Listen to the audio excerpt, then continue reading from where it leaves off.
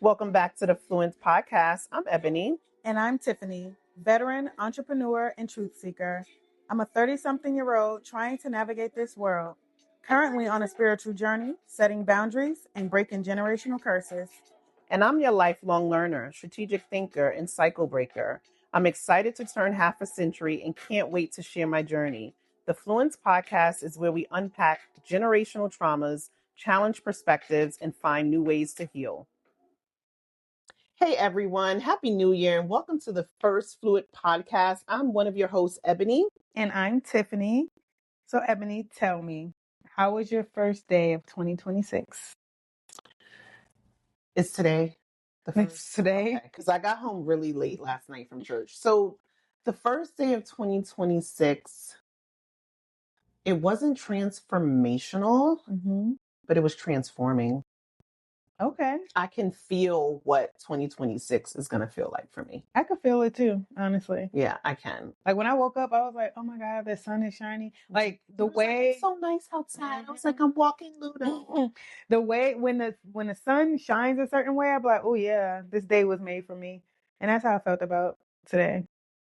I had a slow morning. Nice. You watched a movie with the family, had lunch. With my husband. Oh, I thought it was them kids be doing their own thing. That's what's going to happen. As a mother with a 29 and a 22-year-old, I try to school some of you like, hey, have your own life. You know why? Because they will have theirs. Yep. And when you do it right, you want them to have their own life. I want to have my own life. Right, but you have to allow them to have their own if you don't want to continue to live life with them in that way. But that's here or there. We'll definitely unpack that down the road because as I said to Tiffany recently, in the coming months, I want to interview her children and have her interview mine. Tiffany has 2 teenage sons and I have 2 adult children, both girl and boy. So we will see how that goes. That should be pretty interesting. Yeah, it'll be fun. We got to figure out what questions. More to come with that. Definitely more with that. But I wanted to go over a few quick icebreakers, if that's okay, Tiff. Yes, let's do it. So I'm gonna play like I don't know anything about you. Tell me what tell me your lovely zodiac sign. Amazing. Tell me your zodiac sign. Well, people like to say we are the worst sign in the zodiac. I've never heard that before. What sign could that be? I only hear that. But it's sad. I know. It's sad because it's a lie. But I'm a Leo. You're a Leo? I am. I'm a Leo. Girl, that's why we connect. We're fluent. Oh my God. They hate us because they ain't us. They hate us because they ain't us. I love that. So whoever's listening today, I mean, we love all zodiac signs. But if you're Leo, please put it in the chat and put your date of birth. We would really appreciate that. We love all zodiac signs once again, but we're definitely Leo lovers. I also said I'm a Leo. Y'all heard that part already. So we're both Leos, which means August Leos. We won't go into that right now. Yeah. It's a war that needs to be discussed, but today's not the right. I don't know if it's a war, but there are definitely some differences. So we'll talk about that in the coming months. What's your favorite color? Now it's pink. Currently. I love that for you. I've had a pink season before. Yeah. I'm going to come back to my pink. That means Tiffany has a good husband. Oh my God. That's my pink era soon. Stay tuned for that, you all. I will be coming back to my pink era. But I think consistently, when you ask I asked the question, but when the question is asked about what your favorite color is, I love a black and white theme. I love black. I love white too. I can never go wrong with the black and white theme. Yeah. I went to church last night and I had on black and white. And from the time I walked in, everybody, you haven't seen me yet, but I have this big silver fox afro and it seems to be a hit with the older gentleman. I don't know about just the old. And it's male and female. I'm middle of the road when it comes to that. But just the younger men and younger women and older women, it just seems to be a hit. But the black and white, I felt like it was simple and subdued, but so many people like, you look so nice tonight. So I know it's favorite color, but my favorite 2 colors. I don't wear pink. You don't wear pink? Pink. Oh, okay. Yeah, she has a good husband. And we'll talk about that more in time. You guys will learn more about our personal lives. In terms of favorite music era, what is that for you? I would have to say we're going to take you all the way back to Crank That Soldier Boy. Okay. So all the way to, as they heard in the intro, I am a Gen X and you're a I'm a millennial. millennial. Yes. So I know who Soldier Boy something. I think I know who he is, but not at the level in which you're saying. So more to come. Go ahead. So we're gonna go there. So that's like 2007-ish. Like you would dance to Soldier Boy like right now today? No, but that was my era. There's this couple who teaches their Gen Alpha daughter how to do millennial dances, because back then I think that's there was important. a That's dance dope. for everything. That's We had so Crank That true. Soldier Boy. We had the Dougie. When now they do the same dance for everything. Yes, That's so true. and we had music where every time a song came out, there was a dance you had to learn. We need to follow those people. Who's that? Do you know who they are so we can have the audience follow them? Because I think that's really clever. I mean, I don't have the list right in front of me. Okay. But we could definitely find a We'll list. put it in the show notes. Yes. I think people need, there's just an era that doesn't need to be missed. We need I to know. stay in that era. Mhm. So you would say the end of the all the way 90s, to like 2000s. 2015. That's like my. So I think that's the Leo in me, where I'm still listening to the same music on repeat. I do trickle in a few songs, and I know my daughter is probably laughing right now as I'm saying that. I do trickle in a few different songs throughout the year. So I ended the year with Kalani's song. Okay. That was very soothing. That is a good one. Folded, yes. That was very I'm eliminating very, so I apologize, audience. That song helped me through the month of December, and it was where my space in my head was. Because you've had to say that twice recently, right? What do you mean? Now can you come pick up your them folded. Clothes folded, bitch. Hello? So yeah. So anyway, but other than that, it's R&B rap from the R&B and hip hop from the 1990s. Okay. Period. Who's your favorite artist from that era? From the Because they got to be a legend at this point. It's Mary, Keisha Cole, and now K Michelle, in that order. I love K. In that order, K for the last, I would say, 12 years has held me down. We're gonna have to talk about Keisha Cole like on a different episode. I'm perfectly fine with that. Okay. Mary, Keisha Cole, K Michelle. K Michelle is what I listen to probably on a daily. So if Apple Music, shout out to Apple Music, if Apple Music is sending me a recap, K Michelle for the last 6-7 years has been like 4,000 minutes of this K Michelle. K Michelle, but I'm just not, and I love her voice. I'm just not like, I've never been like committed to her music. I think it's because you have a good husband. I think we're going to go back to that theme often. I think Kay is the girl so I will say my ex-husband used to tell me often, like, you rah around certain things, but that's not your life. And Kay is one of those girls who's a girl's girl, but I think her music really helps you to hone in on some of the negative feelings that you're feeling in relationships. And my son always called, you listen to depressed music. And studies have shown that that type of R&B soul music is really not depressive music. It actually is supposed to help you be happier. Yes. So I did some research on that because I kept being told that my music was depressing. And it's not that everything that Kay is saying is relatable to my life, but what she is writing, I don't think she gets credit for the artist that she is. There are just some songs like, and one of the things that the audience will learn is that we really want to play back music to every show that we put out.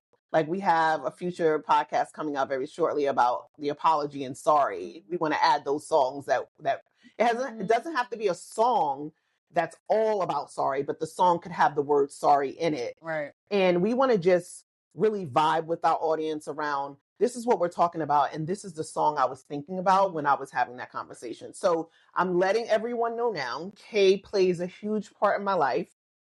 And I'm hoping that she deteriorates some as my life moves forward. I don't think I've needed her as much, but you will hear a lot of Kay songs, mainly because I don't think the audience understands how good of a song this woman can write. Yeah, no, and I think Kay is her having to be pigeonholed into a specific genre when her heart screams to be in another genre. Right. Maybe that's why it never really translated for me. But I do think she's a great artist and songwriter. And I love her personality. I just want to send out a public service announcement because we do have baby Luna here with us.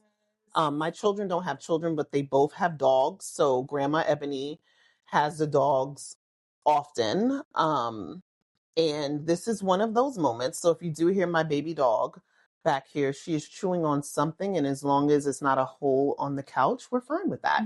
But yeah, they're going to hear more about who we are as individuals, what music we like. And like I said, music will always be a part of our podcast journey because music is your soul. If I don't, it's a part of our life journey. It is. Oh my, because Mary J. Blige.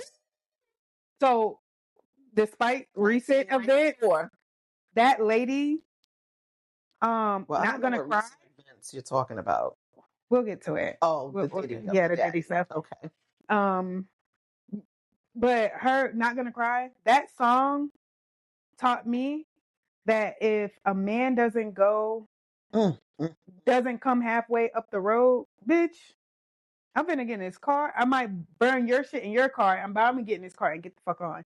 And I think that's why we were talking earlier about dating. You would never work my teeth. Hello. And also, I was your leader and your secretary. What? Yeah. Mary had some shit too. Mary took me through my early 20s. And then Keisha carried me. I was a teenager. Oh, wow. Keisha carried me through my 30s. And then Kay took me through my 40s. Keisha Cole. Yeah. So, okay. That's how it works. Like I said, I like Kay, but Mary and Keisha, I have emotional ties to those two women. That's a good way to phrase it. Yeah. It is an emotional tie. 150%. It's an emotional tie. Keisha was my girl. What? Love? Oh my God. I was like, oh, I feel this. I do feel this type of way. But then also, Tiffany's getting heated up with this. Yeah, that thing is starting to wag. But also when she was like, you need to get, if he don't wanna love you the right way, he ain't gonna. Tiff, please. It ain't where he at, so baby, it's where he wants to be. Hold on. We have so many topics. We may have to throw in 90 songs and what you felt in that moment and what you feel about that moment. Yes. Tell us in the comments once again if you would love that, because when she says that one verse, girl, stop calling my goddamn phone. I learned. Okay, so now this is a great segue. Oh God, she did it. But she's married, so she can do that. She can laugh that way. Hey. Because she already got her man. I know somebody who like it. You know somebody who loves that. That was a movie reference, and I knew you didn't get it. Girl. Okay. We can talk about that too. So transition, right? Great transition. Let's talk about 2025. And let's reflect on the year and what we're leaving behind. Let's talk about health and wellness. Well, I think we should do like a pros and cons. Okay. Talk to me about that. So one pro in regards to health and wellness is I love the new mass mental health awareness that we are now experiencing in the Black community. Like watching Black men get up and talk about their mental health, talk about being sexually assaulted as children. I feel like a lot of women have always been in that space where we're like, we were sexually abused. But now the men are coming out and like, hold on, so were we.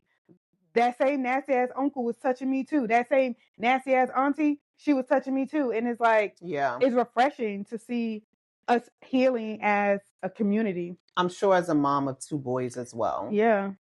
Very vigilant. Yeah.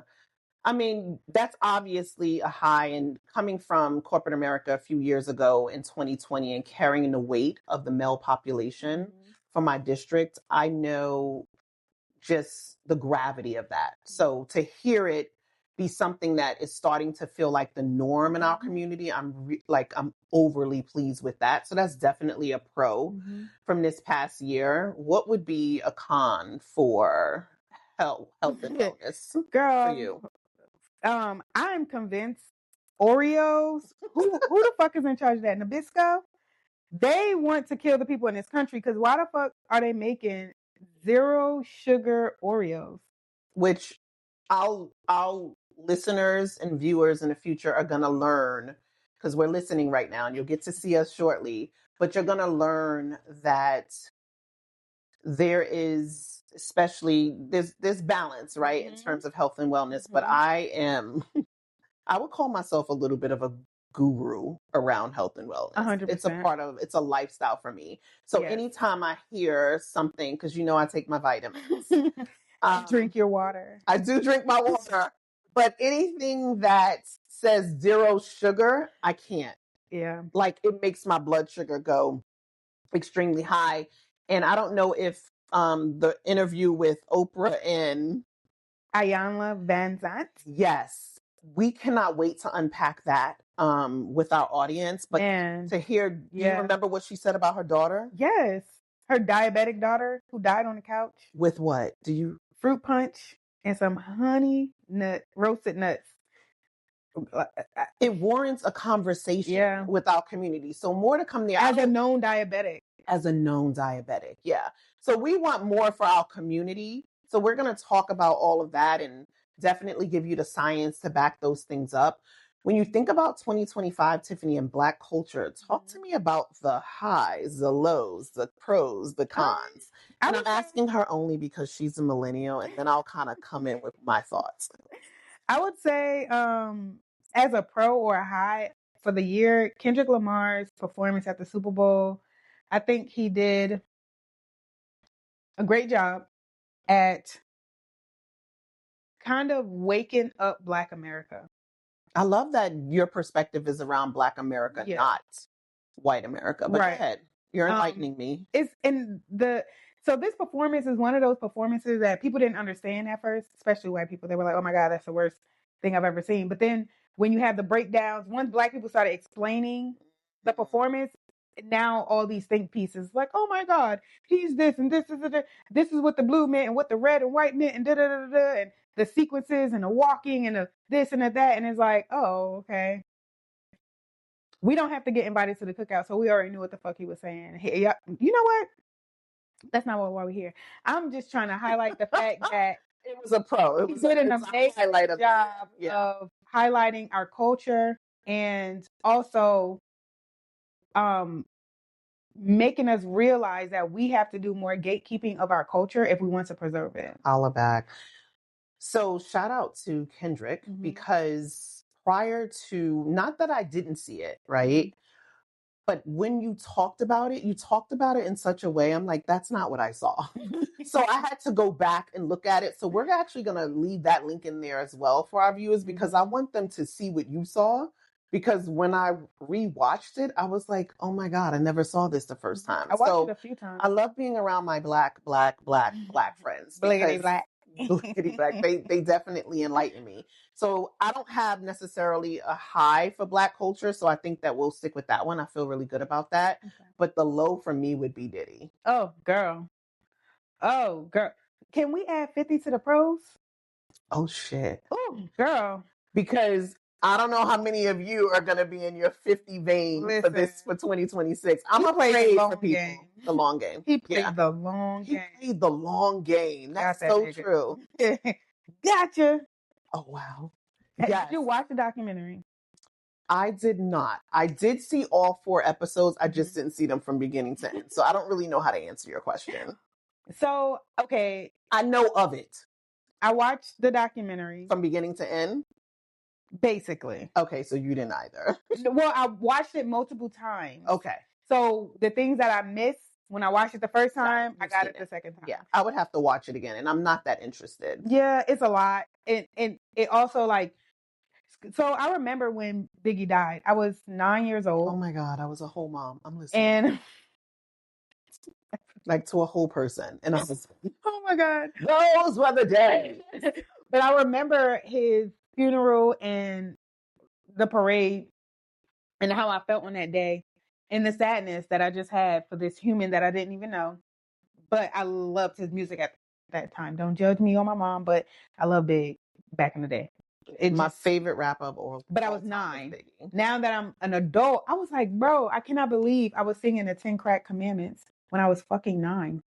What? That's amazing, actually. I would have loved for both my 9-year-olds. My kids grew up on the Walmart rap where their father would go get. No, meaning I don't know how you say this in English. He would buy them he would buy rap songs where the curse words wasn't in it. Oh, censored. Yeah, that's the rap so I'm saying to you at 9, I wish my kids were singing the 10 rap commandments because that would have made mother really proud. But oh my God. Here nor there, we'll learn more about that later.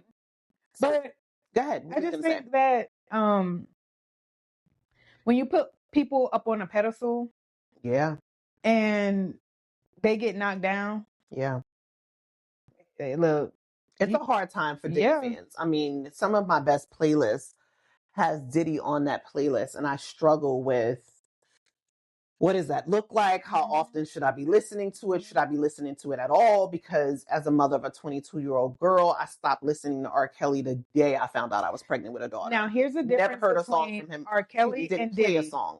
There's the difference. Yes. Diddy has it to where if you don't listen to his music, he don't get money. But also, if you listen to, okay, I guess I'll go to R. Kelly route first. R. Kelly is so talented that. Is it because he can't read or write? What makes him so talented? Because I don't think his voice is great. It's not about his voice. It's about his pen. He's written music for so many artists that we all love. Can you explain to me how? I'm sorry to cut you off, but this is where I learned so much from anyone but me. How can you write music if you can't read or write? I mean, you can talk and then somebody else can write it. Okay. That's me being like oblivious. So thank you for making it real simple. Sorry, go ahead. I'm really smart, but sometimes I don't know, guys. So I guess technically he didn't physically write it, but it's still his intellectual property. Okay. I don't think we say that enough. Though. Yeah. Because in that way. He can't read and write. And they were like, but he's like a writer. Wonderful music. Music. Can we just slow down for a second to identify like what we're saying here? Got it. Okay. So you've enlightened me there. To fully cancel R. Kelly, we would have to cancel the slew of artists that has nothing to do with what he did. Then I need to take my 23-year protest to the next level to see what songs I'm singing, because that's my era, that he wrote. That is your era. No part of it, but to your point, Diddy also profound in the music business. Yep. Where do you go from here with him? Diddy is different because although R. Kelly wrote all that music, he get royalties anytime the music that he. Great point. You know what I mean? With Diddy, he stole all those royalties. So if we stop playing the music of the people that we love, they won't. It doesn't matter because they're already not getting paid. Ah, got it. So awful. You can fully cancel Diddy with him and the people that he's written for or whatever, because he's getting all that money. Yeah. That money is not going in their pockets. Yeah. But with R. Kelly, now you have to cancel all these other people. They can't get money because of what he did. That makes a whole lot of sense. Yeah. So I think we would have to say that Beyonce was from a music perspective. Yes. Beyonce was the high of 2025. Yes. I think she tacked on to what Kendrick Lamar, what he peeled back. Okay. I love that. He exposed how we're so disrespected in this country, but everybody always looking at us for the answer. But she went after country music. Ooh, I couldn't say that word. Specifically. When most would think that country music is white America. Right. And not knowing the history. Yes. And she brought back the history of what country music, what it was. Shout out to K. Michelle because she got a country album. Shout out to K. Michelle. But that's what I was hinting at earlier with Kay is she's pigeonholed into R&B because she's fucking black when her heart is in country. Yeah. A white woman told her she would never be a country singer because she's black. Yeah. And now we get to 2025 and she gets to be. And she said that too. I think she is appreciative of what and when Beyonce came along, because I think that's going to help Kay in many ways. Not that other black women haven't, broken the ceiling as it relates to country music, but I think Beyonce set the tone for a new wave. She used her superstars, and I think K. Michelle is going to benefit. Yeah, 100%. I agree with that as well. And she's going to thrive because that lady voice. Oh my gosh, her voice is amazing. Can't wait to see her again. So from a politics perspective, and we want to tread tread very lightly on politics. But for now, for right now. But that said, a con is the Trump takeover for sure. I am not a delusional person at all. I don't know. I kind of chuckle with that. I found delusion the last few years, but we'll move on. I am in 100% delusion as it relates to Trump. And I think we all are to a degree. Yeah. In what way do you think you are? Well, first of all, when I see Trump on my TV, oh my God, tell me this again. You told me this recently. It's hilarious. Like literally me and my husband gets a fumbling to find a remote so we could turn it up. And I mute. Bro, you turn it up and I mute. This dude say the craziest shit. Groceries. It's such an old-fashioned term, groceries. What are you talking about? It's on the fucking country's platform talking about fucking groceries. Like, but you know what I love? I love the fact that his grammar is all over the place and he's just extending words and just okay with it. He's getting through it. He's just okay with it. That's the president of the United States of America. Of y'all's United States of America. Oh no, that was mean. I'm taking. Okay. You are a veteran, so we're going, and we can't wait to talk about that. So, politics from a con was the Trump takeover. So, I think a positive or a pro, I would ask our listeners to send us something because although we did much better in the midterms, with Trump, I don't have any vision outside of Trump for 2025. So, if there were some pros and some positives. I know you talked about the mayor-elect in New York City. You felt good about that. But I'm just curious to see what our audience thinks about what a pro or pros would be for the political climate of 2025. So can't wait to see what you guys write. Not you guys. I'm trying to eliminate you guys from the rest of my life. And I'm a Southerner now. Gender-free terms. Yeah, you all. Sounds good. Friends.